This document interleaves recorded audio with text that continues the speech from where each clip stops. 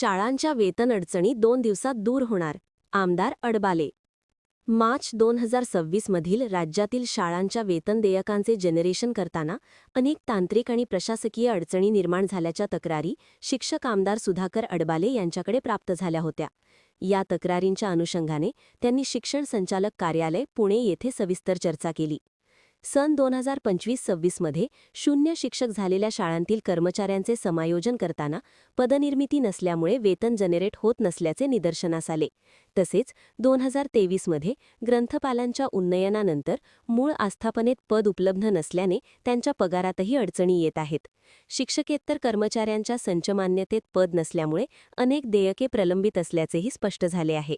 या सर्व त्रुटी NIC आणि शालार्थ टीमशी चर्चा करून तात्काळ दूर केल्या जातील आणि सोमवार-मंगळवारपर्यंत सर्व शाळांची वेतन देयके जनरेट केली जातील, असे आश्वासन शिक्षण संचालकांनी दिल्याची माहिती आमदार सुधाकर अडबाले यांनी दिली आहे.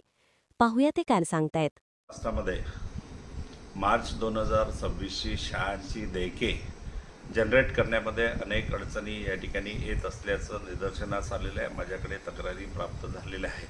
त्या तक्रारीच्या अनुषंगाने माननीय शिक्षण संचालक कार्यालय पुणे यांच्याशी केलेल्या चर्चेनुसार जी तक्रार प्राप्त झालेली आहे त्यामध्ये 25-26 मध्ये ज्या शाळा शून्य शिक्षकी झालेल्या आहेत त्या शाळेतील कर्मचाऱ्यांचं समायोजन करणे आणि समायोजन करण्यामध्ये येत असलेल्या अडचणी समायोजित स्थळी रुजू होण्यासाठी गेले असता त्यांच्याकडे पोस्ट नसल्यामुळे पोस्ट क्रिएट करायची असल्यामुळे या महिन्याचे वेतन जनरेट होत नाही.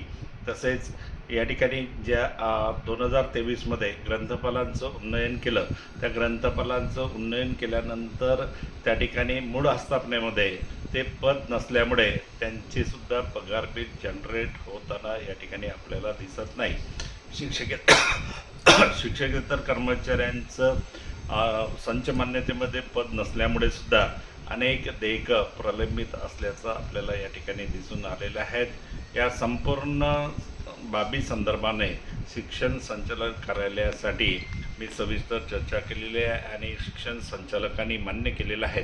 ह्या काही ज्या त्रुटी आहेत त्या त्रुटी आपण NICशी चर्चा करून शालारची टीम जी आहे त्यांच्याशी चर्चा करून तात्काळ या त्रुटी दुरुस्त केल्या जातील व वेतन देयक पारित करण्याच्या दृष्टीनं कारवाई केली जातील असं त्यांनी आपल्याला माझ्या चर्चेमध्ये आश्वासन दिलेलं आहे. या त्रुट्या 1-2 दिवसात निश्चितच कमी होतील. सोमवार-मंगळवारला या त्रुट्या कमी होतील आणि सर्व शाळांचे वेतन देयके जनरेट केल्या जातील.